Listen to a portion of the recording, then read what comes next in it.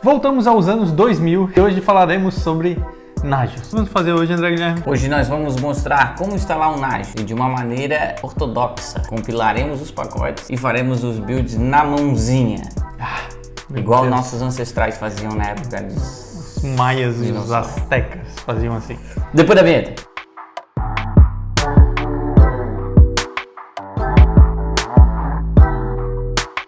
Se você chegou até aqui, é porque você quer saber mais sobre Nagios, essa ferramenta fantástica que participou do Bug do Milênio, mais antigo que a minha avó. Então não esquece de deixar o like nesse vídeo, se inscrever no canal e ativar o sininho ou badalo do sucesso, o maravilhoso badalinho do sucesso. Uma curiosidade, ô Pantufa, o primeiro Nagios nasceu na época do Dom Pedro I. Pantufa, Nagios Core 4 alguma coisa, o que nós instalaremos, que é a versão mais recente disponível de maneira open source, free, aberta. O que eu reparei é que o Nagios se tornou uma empresa muito capitalista e quer dinheiros, e pessoas ao acessarem o site do Nagios verão que o Nagios Core está cada vez mais escondido dentro do site. Então eles têm uma stack agora que é o Nagios 4, paga, tem o Nagios Logger Server, pago, e o Nagios Fusion também paga.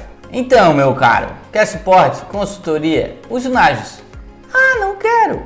Tem o Nagios Core, que é o que a gente vai instalar aqui, que está bem escondidinho lá no site dos caras.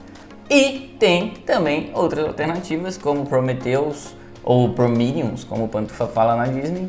E tem também o Zebex. Boa. Que é um dos nossos materiais mais abundantes no nosso vídeo. Falaremos hoje sobre o Nagios Core porque a gente tem raízes nesse cara. Eu pensei que tu ia falar raiva.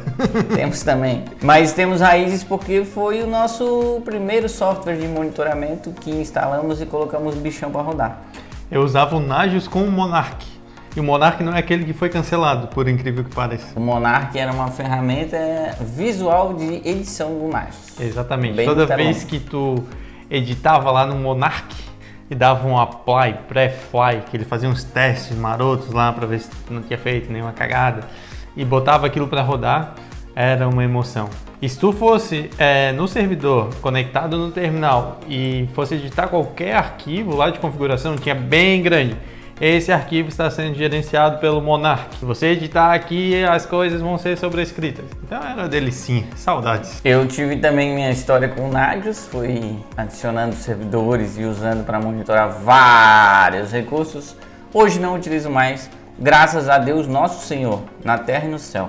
Hoje utilizamos Zabbix. Pantufa, mas vamos lá, não estamos aqui para conversar, isso aqui não é um podcast Boa. daquele cara que foi cancelado, que tem o mesmo nome do sol. Nós vamos fazer o que, o homem atrás das câmeras? Nós vamos começar o setup dessa carniça. Primeiro passo é instalar as dependências. Então, temos que instalar autoconf, gcc, lib, make, wget, Meu unzip. Deus. E detalhe, precisamos de um complemento de web server que é o Apache, que inclusive tem um post no blog falando como instalar essas coisas. É um pouco mais antigo que essa versão, mas serve, Pantufa. Então vamos lá, instalaremos o autoconf, gcc, lib, make, wget, unzip, foda-se. Vai lá, vai dar enter. E vamos esperar esse cara instalar. Boa. Isso tudo são dependências Para compilar o Nagios. para compilar o Nagios. Se tiver um pacotezinho desse faltando, Não compilará o não Nagios. compilará. Não compilará. Segundo item, enquanto compila aqui, precisamos instalar algumas libs de SSL. Então vamos instalar o OpenSSL e o libSSL-dove. Tá aqui fazendo o nosso setup. Lembrando que eu estou fazendo uma máquina virtual hoje, não criei nada em cloud. É simplesmente um Ubuntu 22.04 rodando em uma máquina virtual. Gênio demais. Então instalou ali os Breguenites, agora vamos instalar a parte de libSSL. Vale ressaltar, Pantufa, que aqui na descrição também vai ter um link da documentação oficial do Nagios, que foi da onde eu extraí esses comandos, né? Eu não tirei da minha cabeça e nem inventei, já estava inventado. O que eu farei? O que eu gosto de fazer? Eu gosto de ir no diretório /opt e aqui, Pantufa, eu gosto de baixar meus códigos fontes. Então, como eu já peguei o link, eu vou dar um wget e vou dizer para ele, pai, vai lá no site do GitHub, onde tá no link do GitHub onde tá o tar.gz desse cara, que é todo código-fonte, e baixa para essa minha pasta aqui com o nome de najuscore.tar.gz. Boa. Tar.gz, que é uma extensão para identificar que está compactado esse código-fonte. E agora nós extrairemos -sysvf e o nome do pacotão, e dá-lhe um enter, tio. É um bocado de coisa, né, pai? Agora, dentro daquele diretório do /apt, tem o Najus compactado e o Najus descompactado. Entraremos no Najus descompactado e vamos ver os pacotes. Ó, tá tudo lá, todos os nossos código-fontes. Tranqueirado. Agora vamos compilar. Ó, olha que interessante. Documentação não manda, né? Mas ela diz que é uma boa prática a gente especificar qual é o diretório que está rodando no nosso Apache. Que quem vai entregar um Najus para o nosso browser, que é o navegador que você usa para navegar nos sites e outros recursos web, está referenciado agora como parâmetro no ponto configure. Então, ó, aqui a gente tem um argumento with httpd conf, e aqui a gente já sabe que ele vai instalar no /etc Apache 2 como sites enable. Que ele vai verificar se instalamos todas as dependências, então ele vai falar, essa não tem, às vezes tu pode habilitar um recurso que não tem instalado. E daí ele disse, ó, pode compilar, pai, vai dar certo, eu acho. Em vez que ele diz que tá tudo certo, tu vai compilar e ele te frustra, igual o Luizinho com algumas pessoas. Então olha só, ele vai criar um usuário, aliás, ele não criou, mas ele vai utilizar o usuário Najus e o grupo Najus para rodar o daemon do Najus. Como esse cara não tem, eu criarei já para evitar problemas futuros de dor de cabeça. Então eu vou criar aqui um usuário Najus com tudo, com um diretório padrão, com tudo. Vou botar uma senha aqui que é uma senha específica da minha cabeça e vou dizer, beleza, toca o pau. Agora, senhores e senhoritas, nós vamos compilar essa tranqueirada toda. Meu Deus. Então, essa era a parte que dava emoção nas antigas. Make all. Essa parte que eu dou Ctrl C agora? Vai dar uns warnings. Evitem dar Ctrl C nesse procedimento ou rodem de novo. A gente tá tendo uns warnings aqui e eu vou confessar para vocês por quê. O Ubuntu 22 talvez não seja o sistema operacional indicado para rodar o Najus. Inclusive esse é um teste que a gente está fazendo agora. Será que o Najus 4.4.7 roda no Ubuntu 22.04? Verificaremos a seguir. Então beleza, ó, falou aqui Enjoy, beleza, deu os warnings, tá? Eles mudou a sintaxe e tal, de CC, versão compart, mas vamos desbravar, que é vida louca também ama. Isso é pra dar certo, né? Porque a última versão do Najus é recente, o Ubuntu também é recente. Aqui, Pantufo, aqui tinha um make que talvez criaria já os usuários e eu não precisava ter rodado. Mas, vamos rodar só para ver o que ele vai fazer. Ó, como eu criei o usuário e grupo anteriormente, não vai fazer muita diferença. Aqui a gente vai adicionar ao grupo Najus o usuário www-data, que é o usuário do Apache. Se você der um ps, -ef, pipe-grep, Apache, você vai ver que o usuário que o roda é o www-data, certo? E agora vamos começar a instalação de fato. Instalaremos os binários, os CGIs e os HTMLs. Meu pai. Se instalar nada mais é do que organizar os arquivos nos diretórios da default para a gente poder subir a tranqueirada toda. Então vamos lá. Primeiro, make install. Make install. Foi lá, instalou. Inclusive, se você reparar, ó, ele jogou as tranqueiras tudo para o diretório USR local Najus share image.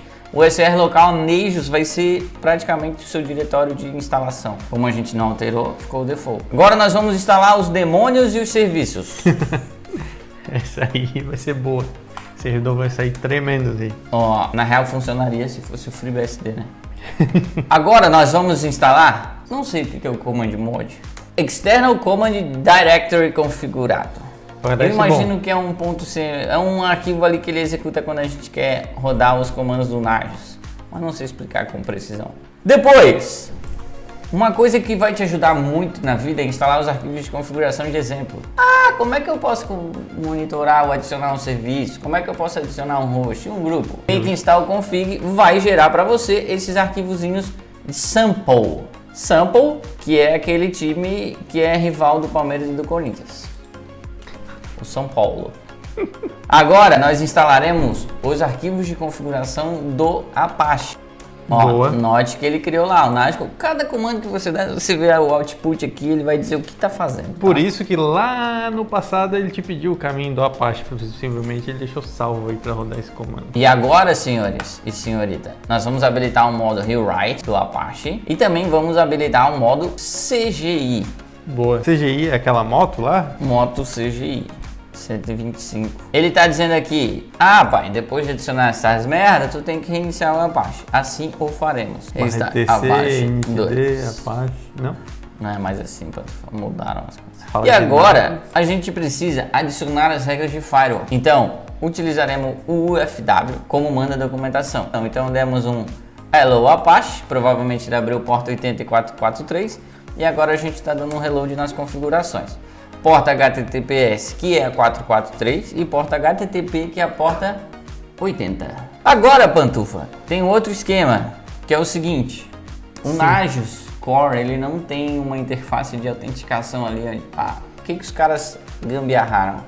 Usa o HTTP Authentication do Apache. E assim o faremos. Usaremos o usuário default, Nagios Admin, que é um cara que tem todas as permissões, e vamos criar um arquivo dentro do baú.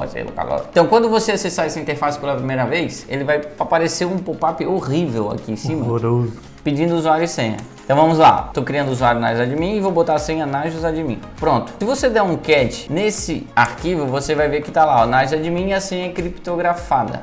Agora, Pantufa, ele está mandando eu reiniciar o Apache e também reiniciar o Nagios. Na real, acho que o Apache já reiniciei, então não precisaria. Mas agora o Nagios. Então, como eu estava te falando, se tá verde, tá green, né? Se tá green, tá verde. Ó. O bichão aqui, inclusive, já tá dando uns erros aqui, mas eu vou deixar para explicar isso na tela. O bagulhão tá verde aqui. Temos o Nagios rodando. Temos o Nagios rodando. Eu abri aqui uma nova aba e olha só. O Nagios aqui não apareceu e eu botei a URL. Por quê? Porque eu queria exemplificar para vocês que ele está abrindo a tela do Apache. Default, padrão. Por que ele está abrindo a tela do Apache? Porque no Nagios Conf aqui, ó, que é essa configuração de exemplo, nós temos aqui a configuração barra alias, alias barra Nagios jogando para esse share aqui e tal. Então lá no nosso browser, por que não abriu? E abriu direto a configuração default? Porque precisamos especificar barra Nagios, desta maneira. Gênio. Nagios Admin, Nagios Admin. E aqui está o nosso bichão. Meu Deus. Nagios 4.4.7, rodando com PID aqui, tá, fim. E aqui a nossa interface e já maravilhosa. Temos problemas, André Guilherme, coisa linda aí. Temos problemas, ó, ele está tentando monitorar o nosso localhost e ele está dizendo, não tá dando para monitorar. Meu Deus, parece que eu estou tentando executar um script que não está no local que eu queria, André Guilherme. Por favor, verifique isso. Aqui ele está dizendo pra gente que ele está tentando procurar um plugin no barra USR local libexec checkload e ele não está encontrando o arquivo ou diretório. Acontece que o nosso Nagios, ele utiliza uma biblioteca de plugins que o próprio Nagios disponibiliza. Justo. Esse cara, como é que nós instalaremos? Primeiro, adicionaremos outras dependências para compilar os plugins do Nagios. Mas quanta dependência. Então, isso tudo na documentação oficial dos caras e tem também no blog da Cofops. E assim foi. Resolvemos as dependências. Agora, da mesma maneira que nós baixamos o Nagios Core lá, .tar.gz, os código-fontes, agora nós baixaremos os plugins do Nagios. Legal que lá na própria documentação dos caras diz para habilitar esse argumento aqui, ó, não checar certificate. Assim o faremos. Estamos fazendo aqui um downloadzinho do Nagios plugin e agora, mesmo esquema. Vamos extrair a pasta e todos os plugins estarão aqui dentro. Dentro do diretório vai estar os nossos plugins, todos os fontes necessários para a gente compilar e gerar nossos lindos binários. Vamos rodar o ponto configure, aguardar 1 segundo, aguardar 2 segundos, 3 segundos, onde ele checa as dependências, ver se vai dar boa para compilar isso. Que saudade que eu não tava de fazer isso aqui, cara. Meu Deus. Nossa, teu semblante parece que tu tá tão feliz que tá fazendo isso. Isso aqui é só para provar para um usuário que a gente consegue instalar o Nagios. E assim acabamos. Não passamos nenhum argumento, especificando o usuário nada, deixamos tudo default. A princípio deu boa. Agora de fato vamos compilar os nossos arquivinhos. Então lá vamos dar um make, aguardar, make install. Tudo compilado, tudo nos seus diretórios. Agora vamos lá. USR, local, Nagios, libexec. Se dermos um ls aqui, olha só nossos plugins aqui. Tudinho aqui dentro. Vamos testar um que eu gosto muito aqui, que é o checkdisk. Ó, simplesmente sem argumento nenhum, /checkdisk. Tá lá, ele falando pra gente como verificar o disco. Lembra que eu e o César Augusto de Oliveira, o famoso Salah, Falamos sobre o Nagios em um vídeo explicando o que ele é e tal. Então, ó, aqui fica bem claro isso. Estou executando um plugin passando o seguinte. Se tiver com menos de 10% livre, gera um alerta de warning. Boa. Se tiver menos de 5%, gera um crítico. E a partição que a gente vai verificar. Então, olha só. Olha, parece que está O funcionando. meu disco é pequenininho, deu um disco ok, disse que está com 725 MB livre. Se eu chegar aqui e colocar, se eu quiser ver, por exemplo, eu queria que gerasse um crítico. Eu vou botar aqui, ó, 50% gera um warning, de menos de 30% gera um crítico. Olha só, disco está crítico. Então aqui ele geraria um alerta. A saída de cada plugin tem que ser sempre o status 0, 1, 2 ou 3. Um para desconhecido, um para crítico, um para warning e um para ok. Ok. Que é quando tá tudo certo. Vamos lá no nosso Nagios. Olha só, repare bem, já estamos tomando aqui umas mensagens de opa, está tudo opa, agora certo. esses caras aqui eles já conseguiu verificar o serviço, né? Boa. Então, vamos ver um esquema. O Nagios nada mais é que um grande schedule, um agendador de tarefas. Então, se a gente for lá embaixo no canto, no menu esquerdo, a gente vai ter o Scheduling Queue. Aqui diz o que ele está verificando e quando será a próxima checagem. Então olha só, ele vai checar o HTTP, esse horário de servidor provavelmente está errado, mas está dizendo que vai checar meia-noite e 24. Inclusive eu vou até ver se realmente está errado. Está errado, está marcando meia-noite e 29 lá no servidor. Vamos ajustar? Não. A gente poderia fazer um vídeo só de como arrumar a hora no Linux.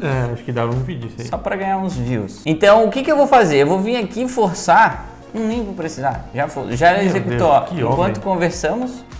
Então, ó, ele verificou o load da máquina, verificou que tem 4 usuários logados nessa máquina. Por quê? Porque provavelmente eu tô com vários caras conectados aqui, inclusive lá no meu host. Então tá certo, tem 4 usuários logados. Meu HTTP está retornando certo, está monitorando o próprio Apache. O pingzinho aqui ele não foi ainda, ó, ele está dizendo que o plugin não existe, mas a gente já botou o plugin lá. Eu posso vir aqui e obrigar ele a vir agora, ó. Reschedule the next checkoff this service. Vou dar aqui um commit, um done e pronto, já foi. Um breve overview sobre os arquivos de configuração desse cara. Tudo que a gente fez ficou dentro de USR local Nagios, certo? Então aqui ó, tá a estrutura default na área sem customização. Os arquivos de configuração vão estar dentro do /etc. /etc não, dentro do etc, dentro do SR local. Aqui a gente vai ter uns carinhas muito importantes. O nagios.cfg, que é onde a gente referencia quais arquivos de configuração que esse bichão vai usar. Aqui tem um cfg dir também, que é bem legal. Às vezes tu queres criar um diretório e jogar todo mundo lá dentro. Ele vai ler tudo que é cfg que tiver lá dentro. Eu não vou passar, obviamente, linha por linha dessa tranqueira aqui, porque é muita coisa. Mas o básico, o grosso, tá aqui. Como é que a gente adiciona servidores nesse cara? Certeza que é clicando igual os hábitos. Não é clicando igual os hábitos. A gente tem aqui dentro os objetos. Dentro dos objetos nós temos comandos, contatos. Aqui a gente tem um arquivo default que veio só os arquivos localhost. E temos os templates e tal. Como é que eles fazem? O que eu gosto de fazer? Gosto de fuçar. Então olha só, o commands tem um comando e todos os argumentos. Que é uma tranqueira para mexer, gente. Não, nossa. Se você fosse gerar os alertas, aí nessa parte você ia mexer. Exato. Alertas por e-mail, alertas via Telegram, sabe-se lá Deus se dá para fazer via Discord, enfim. Ó, como é que ele tá checando o nosso disquinho, ó? Ele executa aqui o command name, tem uma tag aqui chamada command, daí tem um command name e esse cara recebe os argumentos, ó. Então ele vai rodar o check disk, que é aquele plugin lá, e vai passar os argumentos. E da onde vem esses argumentos? Os argumentos vão vir, se eu me lembro bem, dentro dessa definição do localhost, além dos commands, eu tenho os services. Então olha só. Boa. Dentro do service eu tenho aqui, ó, root partition, é aqui que ele está executando, ó. Então ele chama o check local disk, que é o nome do command que está lá em cima, e ele vai passar os argumentos 20%, 10%. Eu vou fazer o seguinte, Pantufo, eu quero que aquele warning, lembra que está lá na tela? Lembro. Esse warning, ele tá para me alertar se tiver menos de 20%, tá com 18%. E eu vou dizer o seguinte, nós vamos alterar aqui, ó. Primeiro, eu não quero mais que esse cara monitore o swap. Eu vou tirar esse cara. Eu poderia o quê? Tirar do hostname esse cara. Note que a gente tem 4 argumentos. O nome do template que eu vou usar. Boa. O nome do hostname que eu quero monitorar. E a definição. A gente tem um lugar que está definido cada host. Nesse caso, eu vou descomentar esse serviço. E eu quero também, além disso, alterar o check partition para, ao invés de no 20 ele me avisar que tá warning, eu quero só quando for 10 ele me avise. E eu quero também que o 5, que ele me gere um alerta de crítico. Quando tiver menos de 5% de disco livre, ó pai, fica ligado. Eu vou salvar aqui. Tem um comando, Pantufo, que se eu me lembro bem, que é usr local nagios bin nagios -v de verify / usr local nagios cf. Meu Deus do céu, me cansei só de ver. etc nagios.cfg. Esse comando aqui vai verificar se não tem nenhum erro de sintaxe na configuração. Então olha só, 0 warning, 0 erro e ele tem 7 serviços monitorados, um host, 24 comandos e por aí vai. Eu vou agora simplesmente dar um reload no meu Nagios. E agora, se eu fiz certo, eu vou clicar aqui em Services e vai sumir esses dois caras. Não, um deles vai ficar. Ó, um deles sumiu e o outro ele não checou ainda, né? Então vamos fazer o seguinte, vamos forçar a checagem porque nós somos ansiosos. Vamos aguardar e aqui tá, Free Space, certo? E assim caminha a humanidade. Pantufa, quero adicionar um host novo, quero adicionar um grupo de serviço, quero adicionar um serviço novo. Como é que faz? Tudo dentro desse cara. É um balaio. Tem que ficar criando arquivo de configuração, recriando. Tu pode até criar uns grupos, mas vai ter que ir lá em algum momento, sempre vai ter que colocar aqui nesse terminal. Por isso que a gente acabou abandonando esse cara e migrando para os AMIs. Provavelmente o Nagios 4, o Nagios Fusion, aquelas tranqueiradas paga lá, deve possibilitar fazer isso via interface. Eu não sei, mas deve. Provavelmente não falaremos mais desse cara, Nagios. Se você chegou aqui, desculpa. Troque de empresa, não trabalhe com isso não, beleza? Um abraço, Camigol.